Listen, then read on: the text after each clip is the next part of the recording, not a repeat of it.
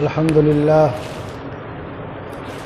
لله رب العالمين والصلاة والسلام على سيد الأنبياء والمرسلين أما بعد أعوذ بالله من الشيطان الرجيم بسم الله الرحمن الرحيم يا أيها الذين آمنوا أوفوا بالعقود صدق الله العظيم عن أبي هريرة رضي الله تعالى عنه عن النبي صلى الله عليه وسلم قال الله عز وجل أنا خصمهم يوم القيامة رجل أعطى بي ثم غدر رواہ البخاری۔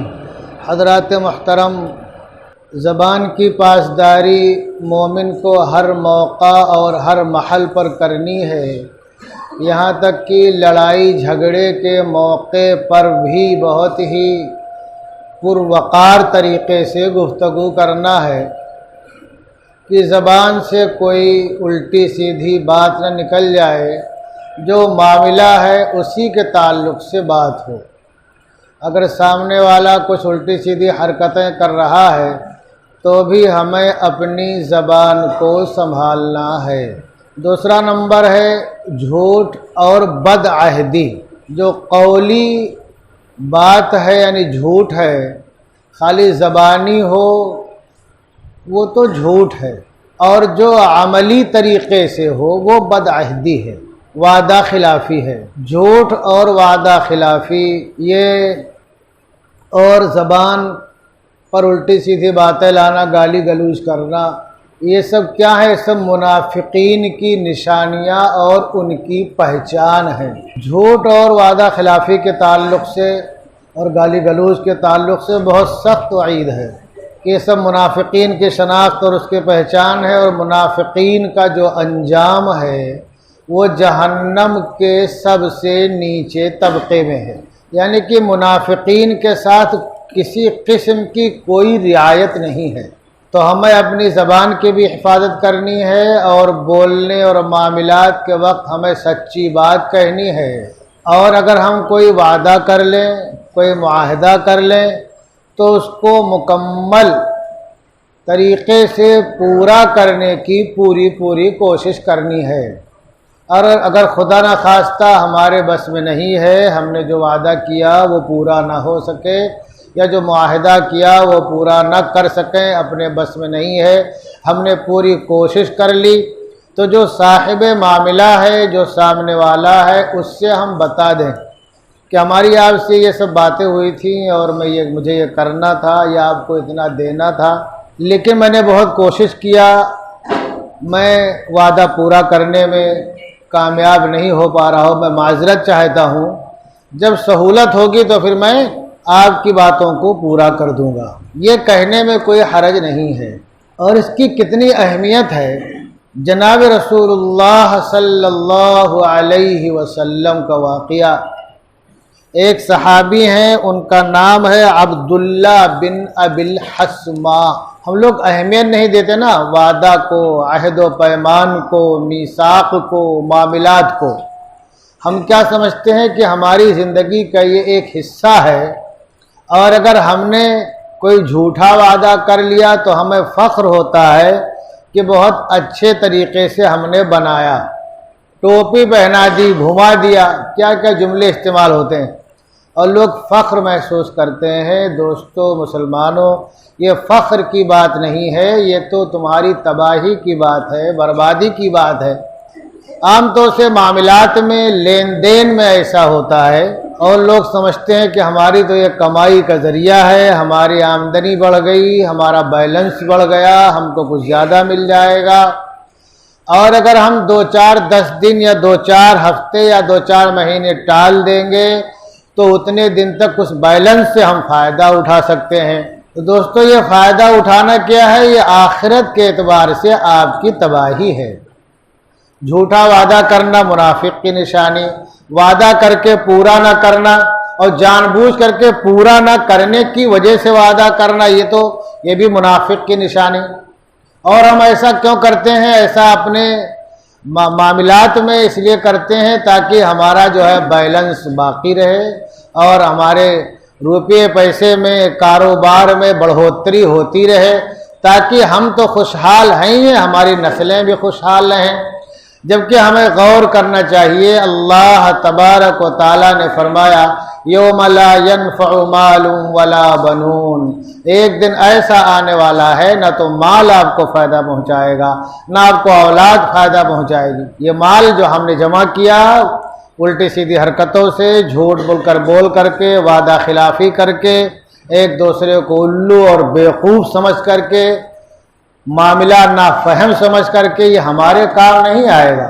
اگر آپ اپنی زندگی کا کیلکولیٹ کیجئے، آپ کے ہوش سنبھالنے سے اب تک اگر آپ پیچھے نگاہ اٹھا کر کے دیکھیں گے تو ایسا لگے گا جیسے کہ کوئی مدت تھی نہیں، بہت جلدی یہ مدت گزر گئی۔ بچپنا گزرا، جوانی آ گئی اور جوانی بہت جلدی ختم ہو گئی، اب تو بڑھاپا ہے۔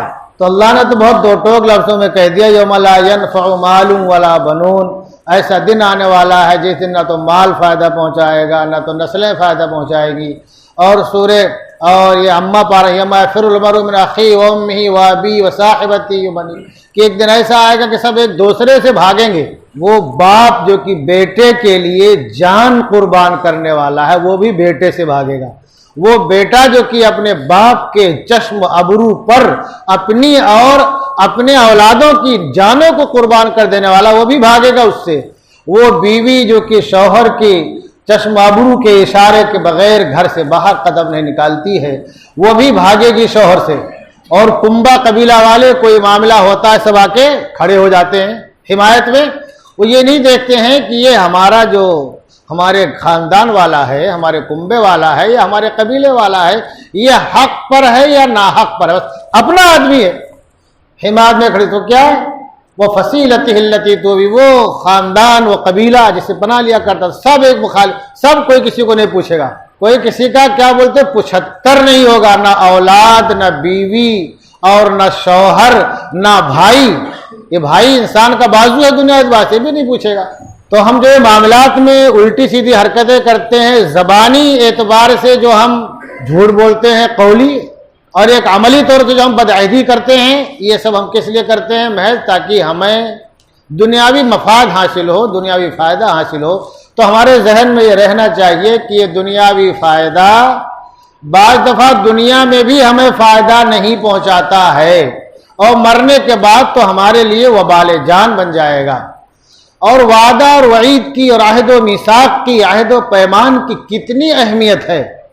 ہم تو ہر معاملے میں جناب محمد رسول اللہ صلی اللہ علیہ وسلم کا نام لیتے ہیں، آپ کی زندگی، آپ کی سیرت، آپ کا اخلاق، آپ کا کردار، آپ کے معاملات، آپ کا لین دین، یہاں تک کہ آپ کا اٹھنا بیٹھنا، یہاں تک کہ آپ کس طرح کپڑا پہنتے تھے، کس طرح چادر اوڑھتے تھے، کس طرح سے آپ چلتے تھے، آپ کے مبارک قدم کس طرح پڑتے تھے، کس طرح اٹھتے تھے، آپ لقمہ کس طرح اٹھاتے تھے، ہم ان سب چیزوں کا تذکرہ کرتے ہیں اور ان کو اپنانے کی ہم کا دعویٰ کرتے ہیں، کوشش بھی کرتے ہیں، اور ہمیں اپنانا بھی چاہیے۔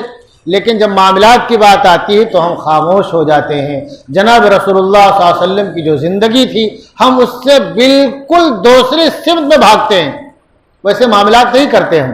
جناب رسول اللہ صلی اللہ علیہ وسلم ایک صحابی ہیں عبداللہ بن ابی الحسمہ، یہ ایمان نہیں لائے تھے۔ اس وقت کی بات ہے کہ جناب رسول اللہ صلی اللہ علیہ وسلم سے کچھ معاملہ تھا، تو انہوں نے کہا ٹھیک ہے آپ یہاں تشریف رکھیے، میں آتا ہوں، تشریف رکھیے میں آتا ہوں۔ اتفاق سے وہ گئے تو بھول گئے۔ بعض دفعہ ایسا ہوتا ہے کہ انسان بھول جاتا ہے، ذہن سے اتر جاتا ہے، وہ بھول گئے۔ ان کو تیسرے دن یاد آیا کہ ہم نے محمد بن عبداللہ کو فلاں جگہ کہا تھا، میں آتا ہوں۔ تیسرے دن، سن لو مسلمانوں، جو ہم وعدہ خلافی کو اپنے لیے فخر کی بات سمجھتے ہیں، اور جتنا بڑا جو وعدہ خلاف ہو، عہد و پیمان کو توڑنے والا ہو، اس کو اتنا بڑا ہم کیا سمجھتے ہیں کہ سب سے بڑے سپریم کورٹ کا وکیل ہے۔ جناب صلی اللہ علیہ وسلم اس کی زندگی کیا ہے؟ حضرت عبداللہ بن ابی الحسمہ رضی اللہ تعالیٰ عنہ کو تیسرے دن یاد آیا کہ ہم نے محمد بن عبداللہ سے وعدہ کیا تھا، میں آ رہا ہوں۔ وہ فٹافٹ بھاگ کر کے آئے، جو دیکھا کہ جناب محمد رسول اللہ صلی اللہ علیہ وسلم وہی تشریف فرما۔ آپ نے، اب ہم ہوتے تو لڑ جاتے۔ ہمارے مزاج میں کیا ہوتی ہے، ہمارا پاس جتنا بیلنس ہوتا ہے، جتنی پراپرٹی ہوتی ہے، جتنا بڑا کاروبار ہوتا ہے، ہمارے کنبے قبیلے کے لوگ جتنے زیادہ ہمارے حمایتی ہوتے ہیں، اتنی زیادہ ہمارے اندر ہیٹنگ ہوتی ہے. وہ ٹاٹا پاور کے الیکٹرک ہمارے اندر سرایت کر جاتی ہے. فون گرم کہاں چلے گئے, 3 دن ہو گیا. ہم تو مار پیٹ کر لیتے, گریبان پکڑ لیتے, اور بس چلتا تو چڑھ کے پیٹتے بھی. لیکن جناب رسول اللہ صلی اللہ علیہ وسلم, اللہ نے کیا فرمایا, وَلَوْ كُنْتَ فَظًّا غَلِيظَ الْقَلْبِ لَانفَضُّوا مِنْ حَوْلِكَ فَبِمَا رَحْمَةٍ مِّنَ اللَّهِ لِنْتَ لَهُمْ, کہ اللہ تبارک و تعالیٰ کی طرف سے آپ کے دل میں نرمی ہی نرمی ہے. وَمَا أَرْسَلْنَاكَ إِلَّا رَحْمَةً لِّلْعَالَمِينَ, تمام جہان والوں کے لیے آپ رحمت ہیں. اس جہان میں ہر چیز شامل ہے. کتنے نرم مزاج تھے آپ, 3 دن ہو گئے, کتنی مشقت تکلیف, پھر بھی کیا خالی آپ نے اتنا کہا کہ آپ نے مجھے مشقت میں ڈال دیا. خالی مختصر جملہ آپ نے ہمیں مشقت میں ڈال دیا, اور آگے کچھ نہیں کہا. جو معاملہ تھا معمولی ختم ہو گیا. تو کہ 3 دن تک خالی وعدہ جو ہوا تھا اس کے انتظار میں. اب ہم غور کریں کہ ہم بھی کسی سے وعدہ کرتے ہیں, عہد و پیمان کرتے ہیں, لین دین کرتے ہیں, ہمارا کیا رویہ ہوتا ہے. ایک صحابی ہے حذیفہ بن الیمان, اور ایک صحابی ہے ابو حسیل رضی اللہ تعالی عنہما. جب مسلمانوں پر مکہ کی زندگی اجیرن کر دی گئی, اور بہت ہی یاس و ناامیدی اور بہت ہی پریشان کن حالات میں جب مسلمانوں نے ہجرت کی, تو یہ ظالم پیچھا کرتے تھے, جو مل جاتا تھا اس کو پکڑتے تھے, مارتے پیٹتے تھے. حضرت صہیب رومی رضی اللہ تعالی عنہ بہت اچھے تیر انداز تھے. انہوں نے ہجرت کا ارادہ کیا تو دیکھ لیا ظالموں نے کہ جا رہا ہے تو صہیب جا رہا ہے, یہ تو مکہ کا نہیں روم کے تھے, یہاں کے آباد ہو گئے. تو دوڑایا تو حضرت صہیب رضی اللہ تعالیٰ عنہ نے کہا, سنو تم 3 4 5 ہو, کوئی بات نہیں ہے, میں تنہا ہوں, لیکن یہ بات یاد رکھو میں بہت اچھا تیر انداز ہوں. آج ہمارے نوجوان نہ تو ان کو کھیل بھی نہیں آتے ہیں, اور تو دوسری چیز جانے دیجیے, ہمارے نوجوانوں کو, ہم لوگوں کو بھی کچھ نہیں آتا ہے. 2 4 10 قدم تیز دوڑنا ہو تو پتا چلے گا سانس پھول گئی, اٹیک آ گیا, پتا چلا ہاسپٹل پہنچ گئے.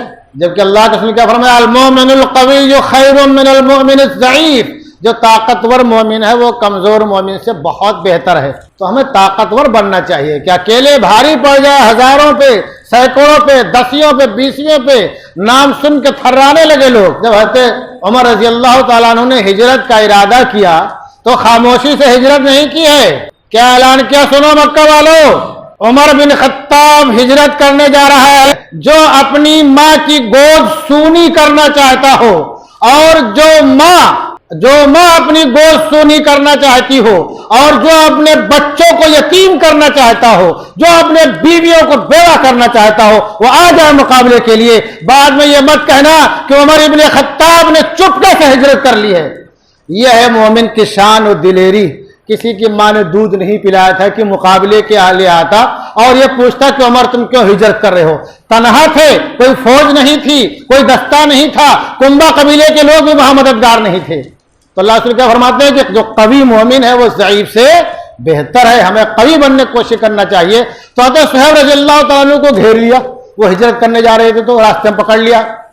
تو کہا سنو, تم جو بھی تعداد تمہاری ہے میں جانتا ہوں, میں بچوں گا نہیں, لیکن یہ بات دھیان رکھو میں بہت اچھا تیر انداز ہوں. میں شہید ہونے سے پہلے تم میں سے 2 4 کو جہنم رسید ضرور کر دوں گا. تم لوگ میرے بارے میں جانتے ہیں میں تیر انداز ہوں, اچھا تیر انداز ہوں. شہید ہونے سے پہلے میں تم میں سے 2 4 کو ضرور جہنم رسید کر دوں گا, اس کے بعد ہی تم مجھے مار پاؤ گے. تو کیا یہ بہتر نہیں ہوگا کہ میں نے جگہ مال اپنا دفن کر رکھا ہے, رکھ رکھا ہے, میں تم کو بتا دوں, جا کر کے لے لو تم, اور میرا راستہ چھوڑ دو, مجھے جانے دو. انہوں نے کیا کہا, کفار نے, ہاں ٹھیک ہے بتا دو کہاں مال ہے. انہیں مال بتاؤ, لوگ چلے گئے. اب آج اگر ہم بتاتے یار میرا راستہ چھوڑ, جانے دو, میرا مال فلاں جگہ رکھا ہو, جا کر کے لے لو, کوئی یقین کرے گا؟ کوئی یقین نہیں کرے گا. ان کفار مکہ کو جن لوگوں نے حضرت کا راستہ روکنے کی کوشش کی تھی, فوراً یقین ہو گیا کہ صہیب جھوٹ نہیں بول رہا ہے, صہیب جھوٹ, اور جا کر کے جہاں بتایا تو وہاں دیکھا تو مال تھا. تو اتنا لوگوں کو یقین تھا کہ مسلمان کبھی جھوٹ نہیں بولے گا, وعدہ خلافی نہیں کرے گا. حضرت حذیفہ بن یمان اور حضرت ابو حسیل کا واقعہ بتا رہا تھا میں. یہ 2 معزز صحابی ہیں.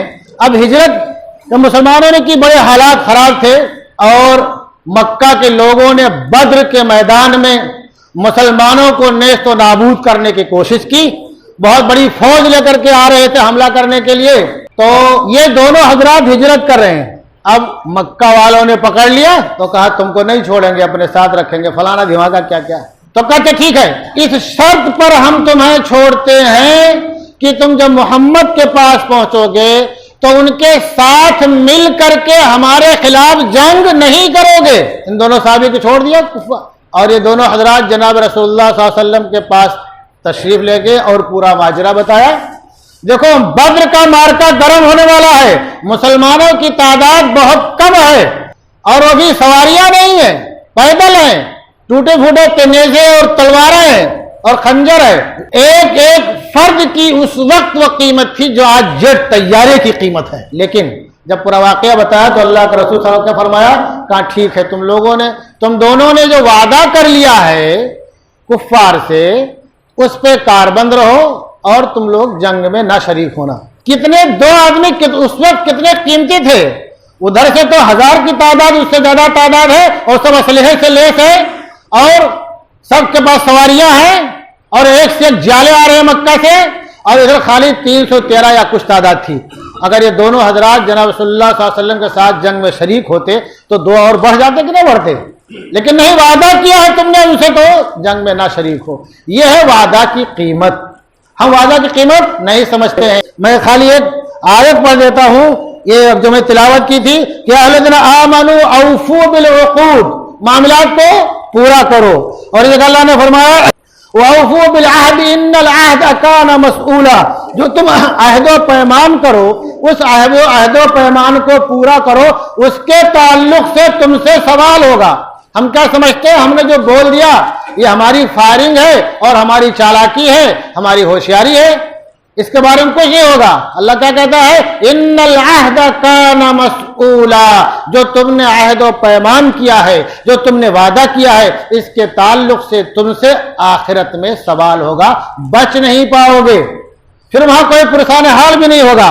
और बुखारी की एक रिवायत है, हज़रत अबू हुरैरा रज़ी अल्लाह तआला अन्हु रावी है, वो इरशाद फरमाते, हुज़ूर सल्लल्लाहु अलैहि वसल्लम ने इरशाद फरमाया, क्या क़ाल अल्लाहु अज़्ज़ा व जल, कि अल्लाह तबारक व तआला अर्ज करता है, इरशाद फरमाता है, आना खस्मुहुम यौमल क़ियामा, आना खस्मुहुम यौमल क़ियामा, मैं उनका खस्म हूंगा कयामत के दिन, यानी मैं उनकी तरफ से मुकद्दमा खड़ा करूंगा, उनकी तरफ से मुकद्दमा खड़ा करूंगा। कौन कहता है, ये अल्लाह तबारक व तआला कह रहा है और जनाब रसूलुल्लाह सल्लल्लाहु अलैहि वसल्लम उसका ऐलान फरमा रहे हैं। किनका, रजुलुन आका बी सुम्मा गदरा, ये रिवायत कहाँ की है, बुखारी की है, किताबुल बुयू। रजुलुन आका बी सुम्मा गदरा, वो शख्स जिसने मेरे वास्ते से कोई अहदो पैमान किया, जिसने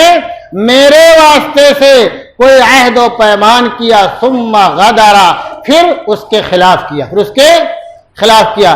तो अब बताओ, जिसके मुकाबिल में अल्लाह तबारक व तआला मुकद्दमा खड़ा करने वाला हो, दावादार करने वाला हो, उसके लिए बचने का कोई रास्ता बचेगा? उसके लिए बचने का कोई रास्ता बचेगा? इसलिए हमने क्या कहा, अल्लाह ने क्या कहा, यौम ला यनफ़उ मालुन वला बनून, उस दिन से डरो जिस दिन ना तो माल काम आएगा और ना नस्लें काम आएंगी, ना कुंबा कबीला वाले काम आएंगे, ना बीवी बच्चे काम आएंगे, ना खानदान और रिश्ते नातेदार वाले काम आएंगे। हमें अपने मामलात साफ रखने चाहिए और जो वादा करें उसको पूरा करें।